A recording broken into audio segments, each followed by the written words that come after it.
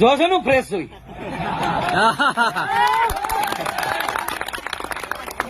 કારણ કે થઈ રહ્યું છે એ બરાબર થઈ રહ્યું છે, અને જે થયું એ પણ બરાબર થયું છે, અને જે થશે એ પણ બરાબર. મિત્રો, બગદાણા કેસની અંદર સૌથી મોટો ખુલાસો, જે 27 દિવસથી માયાભાઈ આહિર ચૂપ હતા, તેઓને અત્યારે ખુલ્લેઆમ એક જવાબ આપ્યો છે. જે મિત્રો જયરાજ આહિરની એસઆઈટી ટીમ દ્વારા જે ધરપકડ કરવામાં આવી છે, અને નવનીતભાઈના બયાન બાદ જ મિત્રો અત્યારે તેમની ધરપકડ થઈ છે. પણ મિત્રો હવે માયાભાઈ આહિર જે 27 દિવસથી ચૂપ હતા કે, અને મિત્રો માયાભાઈ આહિરે નવનીતભાઈને જે આ વિવાદ બન્યો હતો, જે ઘટના બની હતી, ત્યારબાદ તેમને કોલ કરી અને સમાધાન માટેની પણ વાત કરી હતી, જે નવનીતભાઈએ અત્યારે ખુલાસો કર્યો છે. પણ મિત્રો અત્યારે માયાભાઈ આહિર જે 27 દિવસથી ચૂપ હતા, પણ પોતાના દીકરા જયરાજ આહિરને જે પોલીસ એસઆઈટી ટીમ દ્વારા પકડવામાં આવ્યા છે, ત્યારબાદ આવું બયાન કેમ આપ્યું? અને મિત્રો માયાભાઈ આહિરનો ક્યાંય ડાયરો હતો કે ક્યાંય સભામાં ગયા હતા, ત્યારે તેમને આવું બોલ્યા છે માઇકમાં કે લોકોની સામે તેમને આવું કહ્યું છે, જે થયું છે ને જે થવાનું છે તે સારું થશે. અને મિત્રો હસીને આવી વાતો કરી રહ્યા છે. તો શું મિત્રો જયરાજ આહિરને જેલમાંથી છોડાવવા માટે માયાભાઈ સક્ષમ છે? તો મિત્રો હવે જે જયરાજ આહિરને જેલ થઈ છે, અને જે નવનીતભાઈને ન્યાય મળ્યો છે, આટલા દિવસ સુધી માયાભાઈ આહિરે ક્યાંય બયાન નહોતું આપ્યું જયરાજ આહિર વિશે કે નથી નવનીતભાઈ વિશે આપ્યું. પણ મિત્રો અત્યારે તેઓને સભાની અંદર એક માઇક પકડીને બોલી રહ્યા છે, જે થયું છે ને જે થવાનું છે તે બધું સારું થશે. અને આ વિડીયો પણ હું તમને બતાવવાનો છું, જે આટલા દિવસ માયાભાઈ આહિર ચૂપ રહ્યા હતા, અત્યારે આવી રીતે કેમ બોલી રહ્યા છે. તો મિત્રો વિડીયોની અંદર છેલ્લે સુધી બન્યા રહેજો, અને આપણી ચેનલ ઉપર પહેલીવાર આવ્યા હોય તો ચેનલને સબસ્ક્રાઈબ કરી દેજો, કેમ કે વાયરલ ન્યૂઝ ટોપિકના વિડીયો આપણી ચેનલની અંદર જોવા મળી રહેશે. તો મિત્રો અત્યારે આપણે વાત કરવાની છે માયાભાઈ આહિર, જે આટલા દિવસ સુધી ચૂપ હતા.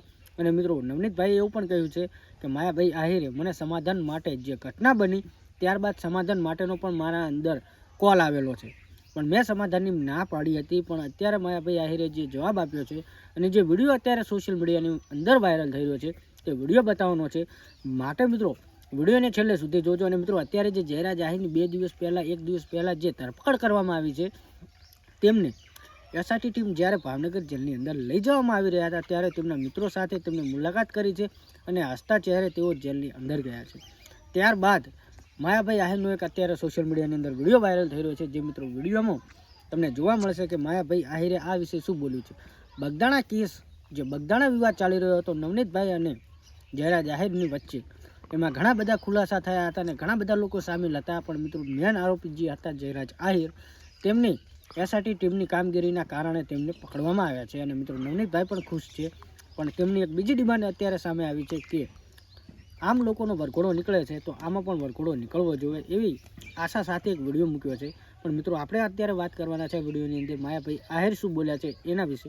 તમને વિડીયો બતાવવાનો છું, અત્યારે જે વાયરલ થયો તે વિડીયો જોવો. બાકી મિત્રો તમારે આ વિશે શું કહેવું છે? કેમ કે માયાભાઈ આહિરને તો ખબર જ હોય પોતાનો દીકરો શું કરી રહ્યો છે, તો પણ આટલા દિવસ સુધી તે ચૂપ કેમ હતા? મિત્રો આ પણ ઘણા બધા સવાલ છે, અને અત્યારે માયાભાઈ આહિરનો વિડીયો વાયરલ થઈ રહ્યો છે, એ વિડીયો તમે જુઓ. અને મિત્રો હવે તમારે આ વિશે શું કહેવું છે?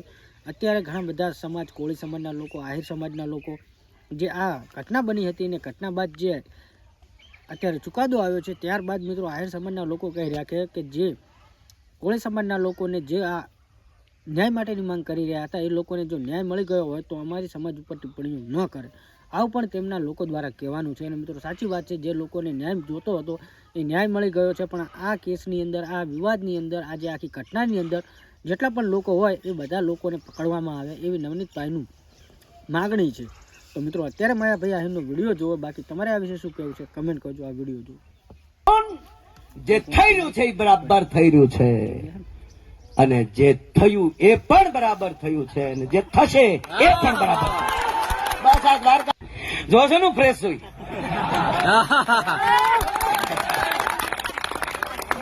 કારણ કે હું ગીતાને માનું છું, ભગવાનને માનું છું. જે અર્જુન, જે થઈ રહ્યું છે એ બરાબર થઈ રહ્યું છે, અને જે થયું એ પણ બરાબર થયું છે, અને જે થશે એ પણ બરાબર.